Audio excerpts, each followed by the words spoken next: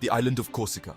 Rugged, beautiful, enchanting, a land of towering mountains that plunge into the Mediterranean Sea. This is where Napoleon Bonaparte was born, Ajaccio, 1769. He entered a world on the cusp of significant change. Napoleon's family was considered minor nobility, of Italian heritage. They had only recently become French subjects. This duality profoundly shaped young Napoleon. He was fiercely proud of his Corsican roots, yet he also felt the strong pull of French ambition. Even as a boy, Napoleon showed a remarkable talent for strategy. He excelled at mathematics and military history. He devoured books about ancient conquerors like Alexander the Great and Julius Caesar. These figures would become his idols, their victories his blueprints for future glory. At the tender age of 9, Napoleon left Corsica. He journeyed to mainland France for his education. He attended military school, first at Brienne, then at the prestigious École Militaire in Paris. He was an outsider, mocked for his accent and Corsican ways. Life at school was harsh, but Napoleon persevered.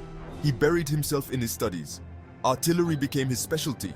He mastered the science of cannons and the art of their deployment. His mind, always sharp, became a weapon itself. France at this time was a simmering cauldron. The revolution brewed. The monarchy, out of touch and extravagant, faced the growing discontent of the people.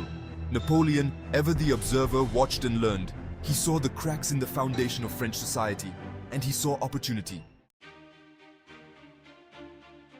In 1789, the storm broke.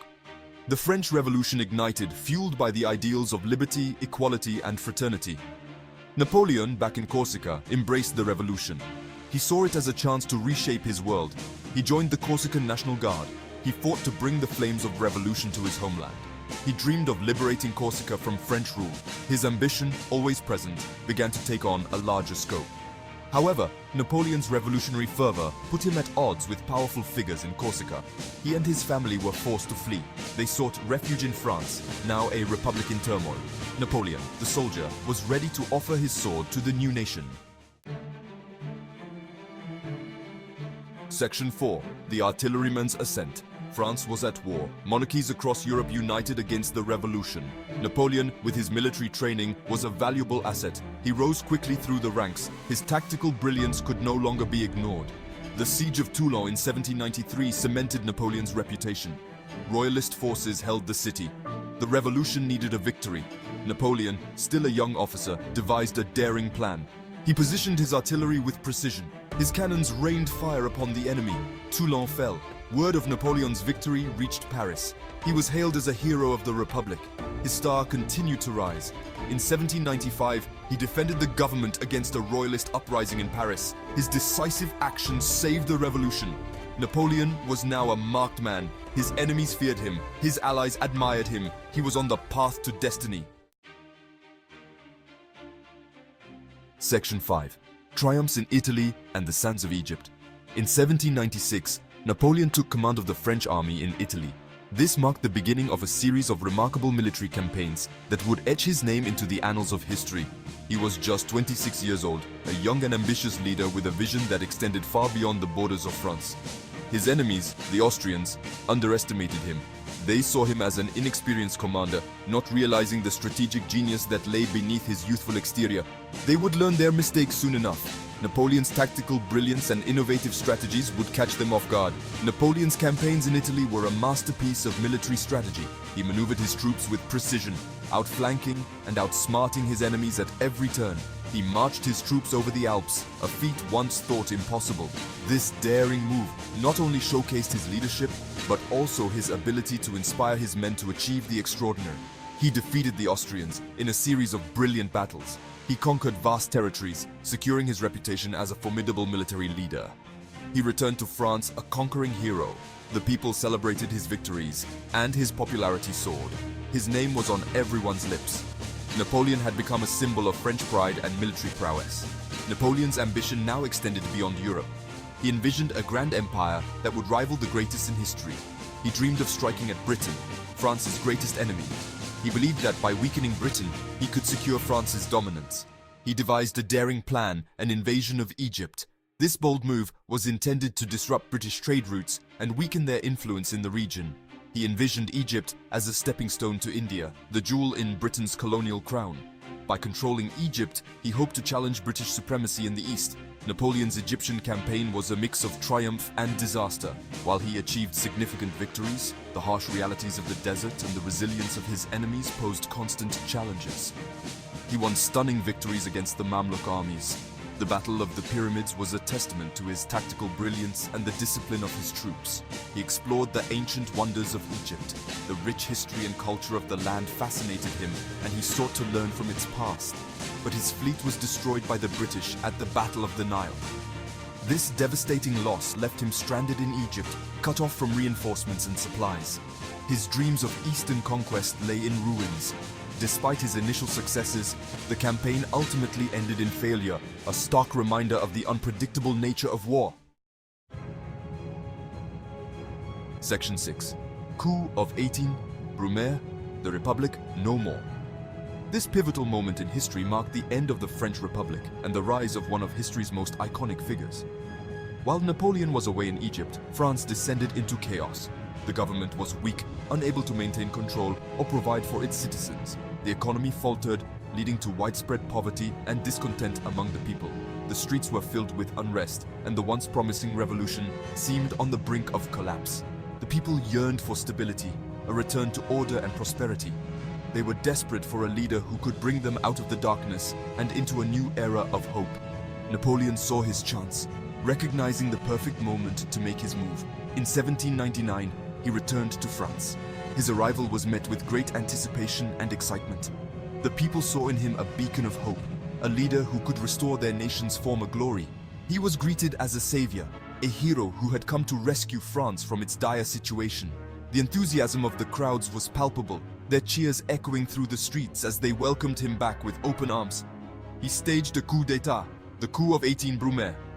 This bold move was executed with precision and determination, showcasing Napoleon's strategic brilliance and unwavering resolve.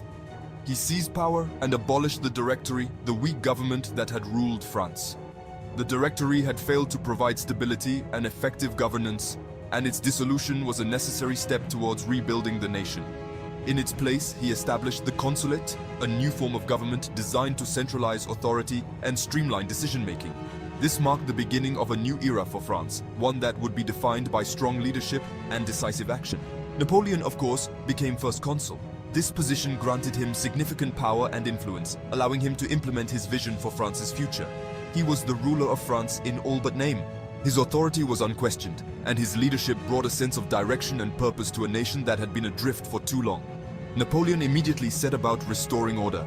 He reformed the government, introducing new policies and procedures to ensure efficiency and accountability. He centralized power, consolidating authority to prevent the chaos that had plagued the previous regime. He established the Bank of France, a crucial institution that helped stabilize the economy and restore confidence in the financial system. This move was instrumental in reviving the nation's economic fortunes. He made peace with the Catholic Church, mending a rift that had caused significant social and political tension. This reconciliation helped to unify the country and garner support from a key institution. He codified French law, creating the Napoleonic Code, which is still the basis for legal systems in many countries today. This comprehensive legal framework provided clarity and consistency, laying the foundation for modern legal systems. Napoleon was a man of action, always ready to make bold decisions and take decisive steps to achieve his goals. His leadership style was characterized by a relentless drive for progress and improvement. He transformed France from a nation in turmoil to a nation of order and strength. Under his rule, France experienced a period of stability and growth, setting the stage for its emergence as a major European power. Section 7. Emperor of the French Crowning Glory. Napoleon's victories continued to shape the course of European history. He defeated the Austrians at the Battle of Marengo in 1800, a decisive victory that cemented French control over Italy. This battle was not just a military triumph, but a strategic masterstroke that showcased Napoleon's tactical brilliance. Following this, he made peace with Britain, albeit a short-lived one. The Treaty of Amiens in 1802 brought a temporary halt to hostilities, allowing Napoleon to consolidate his power and focus on internal reforms. In a move that would have far-reaching consequences, he sold the Louisiana Territory to the United States in 1803. This strategic masterstroke not only provided France with much-needed funds, but also doubled doubled the size of the young American nation, setting the stage for its westward expansion. By 1804, Napoleon's ambitions had grown even larger. He declared himself Emperor of the French, a bold move that signaled his desire to establish a new dynasty and secure his legacy. He was no longer content with being merely first consul, a title that, while powerful, did not satisfy his insatiable hunger for authority and recognition. He craved the legitimacy and power of a monarch, believing that only through imperial rule could he achieve his grand vision for France and Europe. To solidify his new status, he staged an elaborate coronation ceremony at Notre Dame Cathedral in Paris. The event was meticulously planned to project an image of grandeur and divine right. In a symbolic gesture that underscored his independence and authority, he took the crown from the hands of Pope Pius VII and placed it upon his own head. This act was a clear message to the world that Napoleon's power was self-made and self-affirmed. Napoleon Bonaparte, the son of Corsica, had ascended to the pinnacle of power. His journey from a relatively obscure background to the Emperor of the French was nothing short of extraordinary. He had reshaped France and Europe through his military genius and political acumen. His reforms in law, administration, and education left a lasting legacy that would influence generations to come. But his ambition, the driving force behind his rise, would also prove to be his undoing. His relentless pursuit of power and expansion would lead him into conflicts that would test the limits of his empire. The world watched and waited as the Emperor of the French prepared to unleash his armies once more. His military campaigns would become legendary, marked by both brilliant victories and devastating defeats. His story, however, is far from over. The complexities of his character and the enormity of his ambitions would continue to unfold in the years to come. The next chapter would be written in the blood and fire of battlefields across Europe. As Napoleon's empire expanded, so too did the resistance against him, setting the stage for epic confrontations that would shape the future of the continent.